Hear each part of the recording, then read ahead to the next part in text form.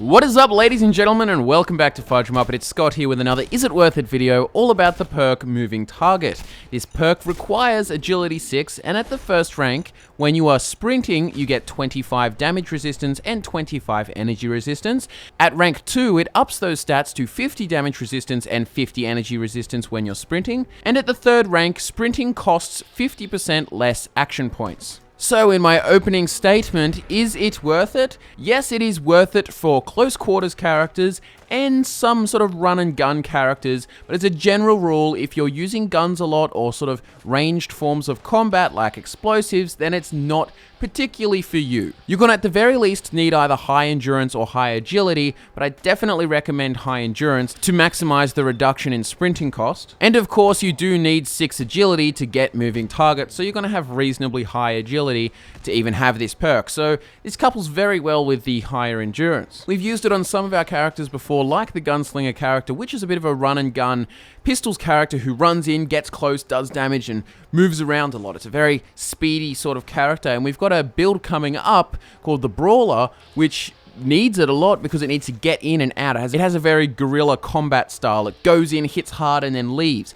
If you're sprinting around a lot, so being a melee character, for instance, it's really, really great. And this perk also couples very well with Rooted, especially if you're going to stand still sometimes and then sprint and then stand still and sprint. You can maximize your resistances at all times. And of course, even the third rank, in my opinion, is quite worth it. If you're a melee character that's all about charging in, maybe even like our Raider character, I don't think we used the moving target perk, but if you added it, it would work really, really well. Ultimately, it's a very specific skill set perk. You need to be running around heaps, and you need to be expecting fire. I mean, if you're going to be sneaking around running or something, I don't even know how that works, but you've got to sort of be using it as a melee character as a general rule, maybe a shotgun character, or like our gunslinger who has a pistols character who wants to get the sort of closest range possible so he can just get the guaranteed hits in VATS or something. But as a general rule, it's definitely for close quarters melee characters.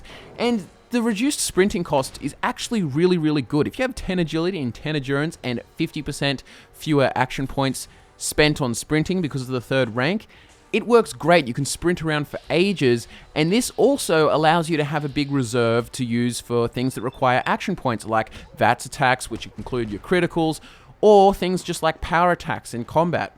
So we're using it for our next character, the Brawler, who sort of uses Blitz to cover a lot of ground and run in, then in a guerrilla warfare kind of fighting style, jumps straight out there and then sprints away to get more distance to make use of the increased damage with the Blitz perk because of the distance. So there's a lot of unique sort of ways you can play this build. So that's about it. That's all my thoughts on the moving target perk. It's up to you to decide now whether you're going to pick it or not, but that's my suggestion. Subscribe for more of these worth it videos where we discuss whether or not this perk is worth it for your character or specific characters, or just sort of in general, or how crappy a perk is or how good it is.